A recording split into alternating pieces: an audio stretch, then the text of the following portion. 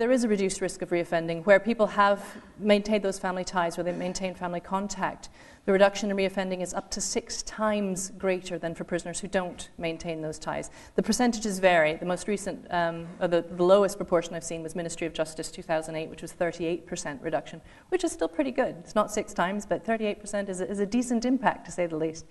And again, that goes back to the common sense approach of, people who maintain those family ties are more likely to have a place to stay. They're more likely to have the social support, the financial support, the links to employment and so on that other prisoners might not have. We also see improvements in behavior in prison. Where prisons have good visits, you have a settled prison in most cases. This is something that I'm going to be really controversial, may as well go whole hog while I'm here. Conjugal visits in Canada, for example, the prison staff were wholly opposed to that. They now have a regular program of private family visits, and they love it. And this is the staff I'm talking about here. It's a settled prison. It is a happy prison. And there's a reason for that. There's also improvements in mental health amongst prisoners, but again, having more settled, better contact with the outside, more communication, better contact with family, improvements in mental health, and as I said before, increased likelihood of unification after release. Conversely, where you have a breakdown in family relationships, you have a higher risk of suicide in prisons. After release, you have a higher risk of homelessness, higher risk of relapse into substance misuse, into mental health problems, a higher risk of breach. You see higher risks of a breach, either reoffending or breach of conditions, for example, where there's been a breakdown in relationships. We see this commonly with electronic tagging, for example, where that extra strain on the family relationship doesn't work out, where those relationships aren't supported, or people end up breaching the conditions of their release as a result. So families have everything to do with how prisoners do on release. What we need to recognize as well is that prison itself, by definition, separates families. It separates people from the community. This is research from the Social Exclusion Unit, research from the Inspectorate, which actually talked about half of prisoners lose contact with their families as a direct result of coming to prison. Okay? And if you carry that statistic on, about half of prisoners don't use their visits entitlements at all. There's a huge impact on families of having someone in prison. Loss of income. The main breadwinner might be the one to go into prison, whether that income was legal or otherwise. There's that they might have a loss of benefits because of the change in household situation, loss of housing. The tenancy is in the name of the person who's gone into prison, particularly common where it's a woman that's gone into prison. Shame is a huge reason. It has perhaps the biggest impact on families, because shame is the reason that families don't access the support they need. They might be going through the life-changing situations, but they're not asking for help. Some research from the Institute of Criminology in Cambridge, again, that was published in January, found that almost 3/4 of families going to prisons were not accessing any kind of support at all. So we need to look at that. But these are people who are actually managing to reach the prison. Victimization, families are often targeted as a result of their family member's offense. They haven't done anything wrong, but they might be targeted. And the fact that families don't often get a lot of information. I mentioned before that families might not even know what prison their family member has gone to, but they won't know about release, they won't know about conditions. If they get information at all, it's usually from the person who's in prison, who may or may not even be able to pass along that information. We did some work for the Prison Reform Trust on offenders with learning difficulties and learning disabilities. You might be familiar with the No One Knows program of research. And one of the people that I interviewed actually was a guy who had been in prison for 3 months before he worked out how to request a visit. He didn't want to ask, he didn't want to identify himself as being vulnerable, but he didn't know how to fill in a form, and he didn't know how to request a visit. So by the time he actually got hold of his mum and let her know where he was, she thought he was dead. She hadn't heard anything from him for 3 months. So we're talking about real difficulty getting the information that families need, because it's very rare for families to be informed about what happens. It's up to the prisoner. And very little involvement in the decisions that affect families, decisions about release, decisions about where a prisoner is placed, what prison they go to, decisions about what they can bring into a prison, decisions about what demands are made on them. So I said I would talk a bit more about children. Various bits of research actually show that about half of men and about 2/3 of women are parents of children under the age of 18. In England and Wales, I think the last estimate I saw, is Andy Keane Downs here? I saw your name on the list. I don't see him at the moment. Or Lucy, you're here. I think the estimate in 2007 was 160,000 children.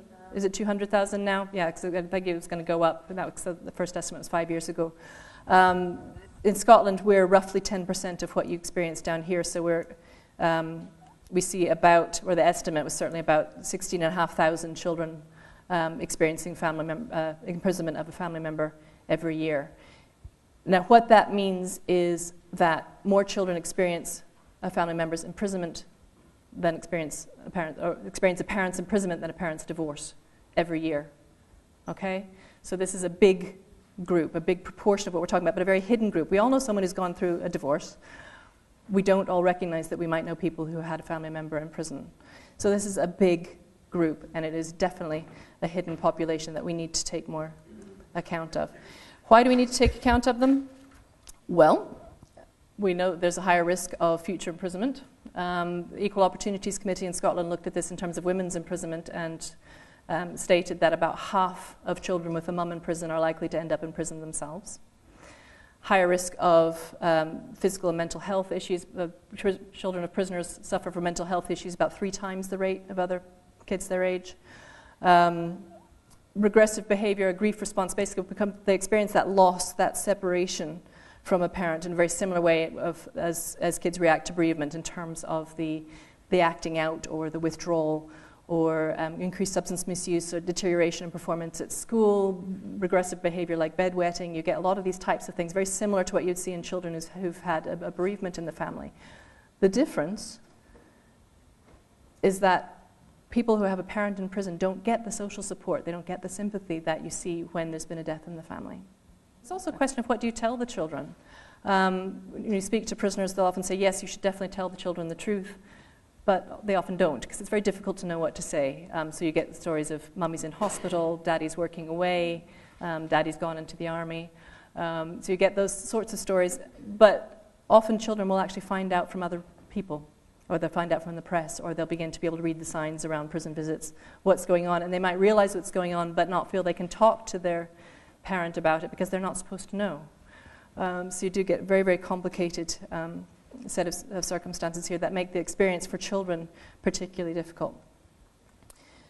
So these are calls from Childline in Scotland, where they actually did a search for us looking at particular children who'd experienced the imprisonment of a family member.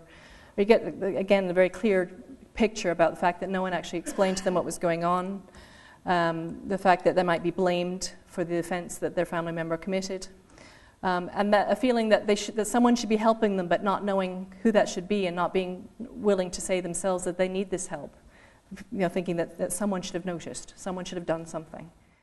The UN Convention on the Rights of the Child actually emphasizes that for any decision that we take, and that includes decisions in courts, it includes decisions in prisons, need to take into account the best interest of the child if it's a decision that will affect them. Okay? That's something that we don't do. If you think about everything, all the decisions that you take from day to day in a prison, we're not thinking about the children, we're thinking about the prisoner. We're thinking about the prison itself. We might be thinking about the community and the risk to community, but we're not thinking about kids. Okay? So that's certainly something that we should already be doing. We've signed up to this, but we just haven't done it. Next slide, please. And that includes giving the children the right to express their own views about what that impact might be, and including judicial and administrative decisions. Again, something we should be doing. Piece of research that I mentioned briefly before actually looked about what the children wanted from this type of input, and what they really wanted was that their views would actually be taken into account. And this is in relation to sentencing. They really thought that their views should be part of the decision as well. The Scottish Prison Service has no operational overarching child protection policy.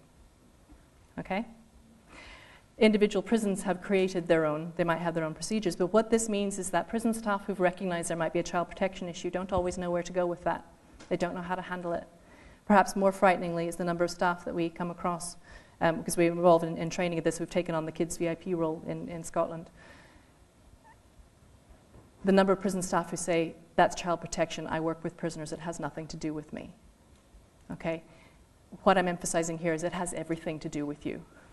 Okay? This is really, really important. We need to recognize that what we do in prisons has to do with children, families, community.